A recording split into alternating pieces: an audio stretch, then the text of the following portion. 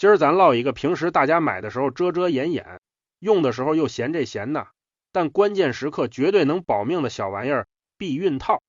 你现在去便利店买一盒这玩意儿，可能还嫌麻烦，嫌贵，嫌戴着不舒服，甚至结账的时候还不好意思看收银员的眼睛，非得让老板给套个黑塑料袋。可你要是把时间往前倒推2000年，你会发现古人为了不怀孕，那下的本钱，吃的苦头，能把你吓得脑门都绿了。他们能往身体里塞蜂蜜、塞草药、塞油脂，甚至连鳄鱼的粪便都敢往里怼。更夸张的是，有些地方为了避孕，硬生生把一种神奇植物给吃到绝种了，连根毛都没给后人留下。你现在觉得避孕只是床上的那点私事儿，是小两口的情感调剂，可在古代，它从来都不是小事，它牵扯的是女人的命、家族的香火、宗教的规矩、皇帝的脸面、青楼女子的生计，甚至是一整个社会的人口结构。朋友们，片头先说到这儿，你要是也喜欢这种把一个日常话题一路扒到历史深处，把背后的门道给你拆得明明白白的内容，记得先帮我点个订阅。你也可以在评论区留一句，你第一次真正意识到原来古人也会想尽办法避孕，是从哪儿知道的？是古装剧里的麝香，还是地摊文学里的偏方？好，咱们麻溜的直接切主题。今天咱要聊的不只是古人怎么避孕，而是人类为什么一边离不开那点事儿，一边又拼命想控制生育。说白了，避孕史从来就不只是医学史，它是一部欲望和后果疯狂打架的历史，更是女人拿命填坑的血泪史。很多人对古代有个极深的误会，总觉得以前的人满脑子都是多子多孙多福气，能生多少生多少，根本不需要避孕。我呸，这说法只对了一半。确实，在农业社会，孩子就是劳动力，是家族的延续，是晚年的养老保险。在中国传统观念里，人丁兴旺那就是最大的 KPI。可你琢磨琢磨，并不是每个人每个阶层都能承受生孩子的代价啊。你想想，普通穷人怕养不起，多一张嘴全家就得饿肚子，宫里的女人怕惹祸，生错个儿子可能就是夺嫡的炮灰，青楼女子怕断了生计，肚子一大的饭碗就砸了，贵族怕继承权乱套，私生子能分家产那还得了，修道者怕犯戒，军人怕得病，城市小家庭怕日子过不下去。所以只要人类开始面对一个现实，快感和生育不一定非得死死绑在一起，避孕的需求就一定会像春天的野草一样蹭蹭往外长。它不一定科学，不一定有效，很多时候还极其残忍，但它一定会出现。因为人类虽然不懂精子和卵子是怎么结合成受精卵的，但老祖宗们很早用脚趾头想明白了一件事，男人射进女人身体里的那个东西跟怀孕有直接关系。只要知道这一点，所有古代避孕法其实就只围着同一个目标转，让那玩意儿进不去，活不成，待不住，或者干脆别进去。咱先说古埃及，这个文明一向很会把生活和神秘感搅和在一起，连避孕都带着一股子木乃伊的玄幻味儿。古埃及人留下过一些跟生育有关的医疗沙草纸记录，里面提到过一种极其生猛的配方，把某些植物纤维、蜂蜜和发酵物混成一坨糊糊，塞进女性体内当阻挡物。你别一听就觉得古人太乱来，太不讲卫生，其实这里头还真歪打正着碰上了一丁点科学。你想啊，发酵后的物质会变酸，而酸性环境对精子的活动力那是极度不友善的，相当于给精子泼了一盆硫酸，再加上蜂蜜本身黏糊糊的，多少能形成一道物理防御墙。也就是说，这方法就算不是现代意义上的科学避孕，至少也不是纯靠拍脑袋。可古人一旦走偏，那偏的也是真狠。埃及最出名也最让人反胃的一种说法，就是连鳄鱼粪便都敢拿来试。今天的人一听，估计隔夜饭都能吐出来，离谱、恶心、变态。可你如果站回那个时代，它背后的逻辑其实特别古埃及。第一，鳄鱼在当地是神圣的象征，带点宗教法力。第二，粪便发酵后呈强酸性，古人以为这样能物理超度男性的种子。问题在于，这玩意儿脏得要命啊！尼罗河畔太阳一晒，那粪便里的细菌风险高得吓人，简直是幽门螺旋杆菌和破伤风的狂欢派对。别说避孕了，搞出个严重的盆腔感染、败血症，那都是分分钟要命的事儿。可这恰恰说明一件事，古人不是没有避孕需求，而是他们在没有现代医学知识的时候，只能在经验、玄学和运气之间盲目试错。避孕这件事儿，从一开始就不是什么舒服的技术，而是焦虑催出来的狠活。再把镜头摇到古希腊和古罗马、地中海那帮人讲究财产、公民身份和家庭规模，对很多城里人来说，孩子不是越多越好，而是越可控越好。于是避孕不仅存在，还变成了一种挺高级的生活技能。当时北非西兰尼加出产一种神奇植物，叫罗盘草，在希腊罗马世界火得一塌糊涂。它不仅是香料、药材，还被认为有极强的避孕功效。人们拿它入菜入药，甚至把它当成爱情和情欲的象征。因为需求太旺，这玩意儿价格一路狂飙，直接成了古代的茅台。罗马人甚至把它印在了硬币上。结果呢，由于过度采摘，加上这玩意儿死活无法人工种植，它竟然被生生吃到灭绝了。它大概是人类历史上最有名的被吃货和避孕大军联手干到绝种的植物。更有意思的是，有学者推测，今天咱们用的爱心符号其实就是这种罗盘草种子的外形。你想想这画面多讽刺，多有意思。今天人们拿爱心代表浪漫和纯洁，可古代人也许早就把一种和避孕有关的植物画成了欲望的象征。这里头有个特别现实的味道，古人早就懂了，爱和生不一定非得同步发生。你可以有欲望，但不一定想要个孩子。这观念一点都不现代，它古老得很。当然，古希腊也有人提出一些又土又猛的办法，比如在子宫口涂抹雪松油之类的油脂，觉得能让精子滑倒或者失去活力。从今天的角度看，这纯属瞎扯淡。但关键在于，人类真正开始思考避孕，不是从发明避孕套那天开始的，而是从他们发现有些处理似乎能减少怀孕那天就开始了。避孕史本质上就是一部人类拿自己身体当小白鼠的不断试错史。说到最简单、最古老、流传最广的避孕法，那必须是体外射精。今天很多人一提这个，马上想到最危险的避孕法之一。没错，以现代标准看，它失败率极高。但在古代，它有个无法拒绝的优点：不花钱，不用工具，不用吃药，不用求人，全靠男人自己踩刹车。但这事儿在宗教那里可是犯了天条。犹太经典里有个叫俄南的人，他故意在最后一刻退出，把种子撒在地上，不想替死去的兄长留后代。结果上帝大怒，直接让他遭了报应。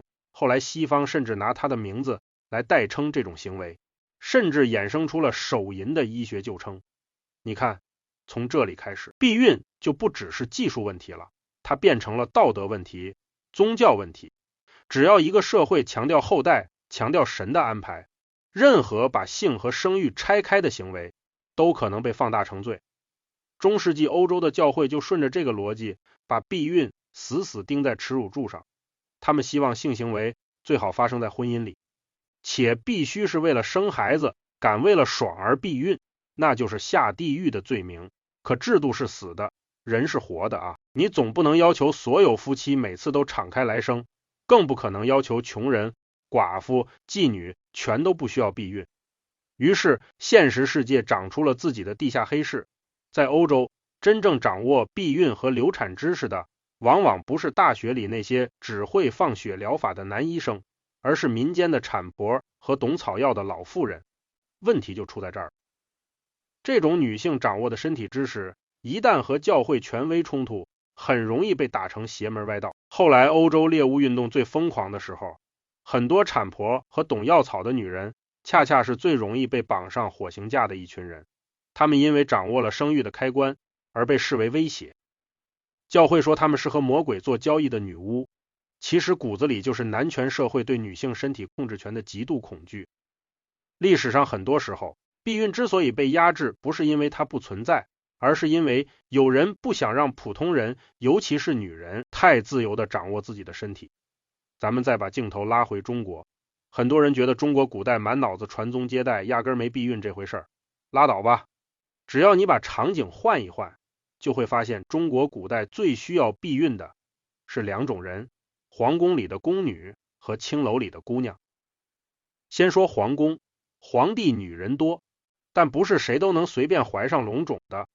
古代讲嫡庶，讲名分，一个来路不明的宫女要是怀了孕，背后可能就是夺嫡的血雨腥风。所以在很多宫廷笔记里，皇帝要是临幸了低等宫女，事后净室房的太监得负责善后。怎么善后？太监会有专门的推拿手法，按压宫女后腰的穴位，甚至灌下极寒的良药，确保龙种不会乱发芽。虽然有些手法在现代医学看来不科学，甚至带有物理伤害的性质，但这说明宫里对怀孕是高度管理的，不是不能怀，而是谁能怀，什么时候怀，得算得清清楚楚。另一群更惨的是青楼女子，她们的身体就是饭碗，怀孕不仅是生理问题，更是直接影响生计的断头台。你肚子一大，客人没了，劳保还得养你，最后大概率是一尸两命。所以在那种看似繁华实则吃人的环境里，避孕和堕胎的需求极其强烈。可他们能接触到的全是副作用极大，甚至会把身体永久搞坏的偏门手段，比如长期服用有毒的良药、喝水银、吃让子宫剧烈收缩的猛药。古装剧里动不动就演闻一闻麝香就流产，喝一碗藏红花就绝育。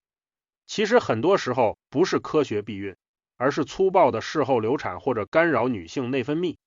古代有些黑心劳保甚至会偷偷让手底下的姑娘从小吃伤身的中药，慢慢把人吃成不孕体质。这哪是避孕啊，这是拿子宫换饭票，以不孕换活路。古代很多女人不是不想生，而是没资格在那个位置上生，她们只能用毁掉自己身体的代价去换取一个不让孩子来受罪的结果。这就是避孕史里最残酷的一面。最没话语权的人往往要用最伤的办法承担后果。更有意思的是中国古代男人的保精养生观，传统医学和道家观念混在一起，觉得男人的精极其珍贵，泄多了会肾虚，会折寿。所以你会发现一个很魔幻的现象，同样是性行为，古代男人最担心的往往不是会不会让女人怀孕，而是我自己会不会亏。他们怕自己肾亏，不怕女人受罪。这双标玩的也是没谁了。讲了这么多，你会发现古人的避孕法要么效果拉胯，要么副作用惊人，全靠女人拿命在扛。真正改变历史的不是某一种神药，而是避孕套。很多人今天把这玩意儿看成最普通的日用品，可它在历史上的意义太大了，因为它第一次比较清楚的把避孕责任从女性身体内部转移到了男性外部工具上。过去都是女人吃，女人塞，女人忍，避孕套一出现，男人终于也得穿件衣服，承担点责任了。可这东西最初流行起来，根本不是为了爱，也不是为了避孕，而是为了保命背后的巨大推手是梅毒。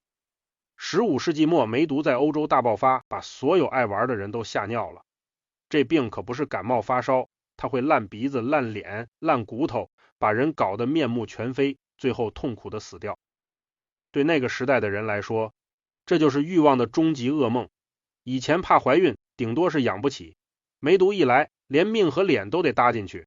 于是一个比避孕更强烈的需求冒出来了，防病，只要你能让我一边享受，一边别染上这可怕的病，再不舒服我也愿意带。文艺复兴以后，欧洲医生开始记录这东西的做法。最早的材质极其硬核，不是什么超薄乳胶，而是亚麻布或者动物肠衣。亚麻布得泡药水，晾干缝合，戴上去那摩擦感大家自己脑补。动物肠衣比如羊盲肠就更别提了，处理起来一股子腥骚味，还得用盐水泡，刮油脂。今天的人很难想象，一个古代欧洲贵族在床边摸出一段处理过的羊肠子，小心翼翼地绑好，心里想的根本不是浪漫，而是千万别中梅毒。很多影响深远的发明，最初真不是为了美好体验，而是为了别死得太难看。传说中欧洲著名情圣卡萨诺瓦每次办事前都会先把羊肠避孕套吹起来，检查漏不漏气。这画面滑稽的像在吹气球，但你得承认，这已经很接近现代人的安全意识了。玩得越花，越知道不带套容易翻车。到了19世纪，橡胶工业崛起，硫化橡胶让避孕套终于从动物内脏升级到了有弹性耐用的材料。虽然早期的橡胶套又厚又笨，厚的跟自行车内胎似的，还能洗铺点爽身粉重复用，但它至少让这东西从贵族的秘密工具变成了普通人买得起的商品。可这里头有个特别搞笑的社会细节，避孕套虽然普及了，但买它这件事儿长期带着极强的社死属性。今天你去便利店结账，大家见怪不怪，可在过去，男人买这玩意儿得挑地方，挑时间。在英国，理发店一度成了男性购买避孕套的秘密基地。为啥？因为那地方主要是男人，女客少，大家心照不宣，剪个头顺便买点不能大声说的东西。你看，避孕工具的发展不仅是技术史，还是羞耻史。东西发明出来不代表大家敢用，你得让它变便宜变好用，还得让人买的时候不那么丢脸。到了20世纪，避孕史迎来了一个大转弯，口服避孕药横空出世。这玩意儿对女性来说是真正的自由，它第一次让女性能主动掌控自己要不要怀孕。以前要么求男人戴套，要么靠不稳定的安全期，要么默默承受流产的后果。避孕药一出现，女性终于有了一个不必完全依赖男性配合的选择。可争议也跟着来了，因为它再次把避孕的责任和副作用更多的放回了女性身体里。你会发现避孕史绕了一大圈，好不容易靠避孕套把责任往男人那边拉了一点，结果现代社会一方便，又常常变回女人吃药、女人装环、女人承担发胖、长痘和血栓的风险。男人呢，有时候还是轻飘飘来一句，我不喜欢戴，没感觉。说到底，这个问题到今天都没完全解决。技术进步了，性别责任分配却未必同步进步。避孕工具越发达，不代表男人就越愿意承担责任。而避孕套之所以没有被避孕药彻底干趴下，还有一个残酷的原因，艾滋病。到了20世纪后期，大家以为避孕药来了，套套可以退居二线了。结果艾滋病毒一出来，所有人瞬间清醒，避孕套不仅防怀孕，它还防病啊！你可以说它麻烦，说它影响体验，但在防止性传播疾病这件事上，它的地位无可替代。这也是为什么在现代性教育里，避孕套始终占据 C 位。它不是最浪漫的工具，却是最现实、最能保命的工具。讲了这么多古代和世界的硬核历史，最后咱得落回眼前的现实。很多中老年朋友成长的那个年代，对性和避孕的教育极其匮乏，家里不提，学校点到为止。很多人第一次知道这些事儿，是从同学乱传的段子、偷翻的杂志、模模糊糊的录像带里拼凑出来的。结果就是一代又一代人长大后，对避孕同时带着需要和羞耻。需要是因为谁都知道不防不行，羞耻是因为谁都不好意思把话挑明。于是各种奇葩迷思就一直活着，觉得戴套影响男子气概，觉得避孕是女人的事儿，觉得谈避孕就是私生活混乱，觉得年轻人不懂就比较纯洁。可历史恰恰狠狠抽了这种观念一巴掌。真正危险的从来不是讲太多，而是根本没人讲清楚。古人之所以把鳄鱼粪便都敢往身体里塞，不是因为他们天生荒唐，而是因为他们没得选。你今天明明有更安全、更清楚、更人道的方法，还要靠羞耻和沉默把孩子逼回无知和错误里，那才真叫荒唐。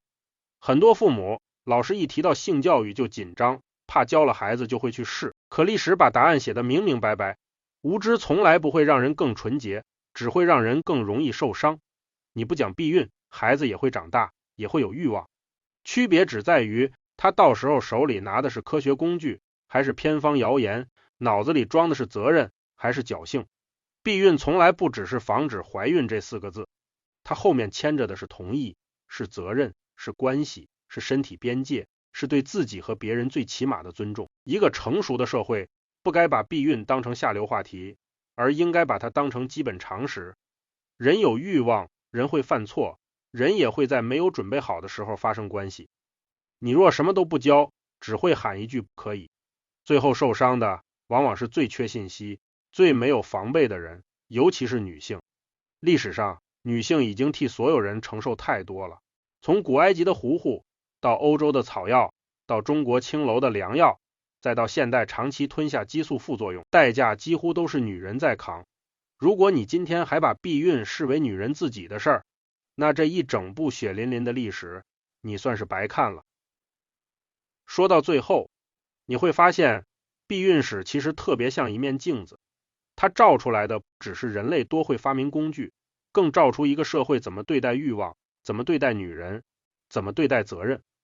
几千年过去了，人类真正想解决的问题其实没变，怎么在欲望、健康、责任和自由之间找一个代价最小的办法。如果要用一句最直白的话来总结这整段历史，那就是人类从来都不是突然变开放了才开始避孕，恰恰相反，人类是因为吃过太多生育失控的苦，才一步一步把避孕做成了今天这样。古代女人用命试错，中世纪平民靠偏方硬撑，近代人被梅毒吓醒，现代人才终于有了一点相对安全的选择。你今天觉得避孕套很普通，避孕药很常见，可这些东西背后站着的是不知道多少代人受过的罪，多少次怀孕逼死过的人，多少场不能说出口的恐惧。所谓文明，有时候不是多么华丽的高楼大厦，而是一个社会终于能让人不必用鳄鱼粪便，不必喝毒药，不必把一辈子的身体搭进去，去换一次不怀孕的机会。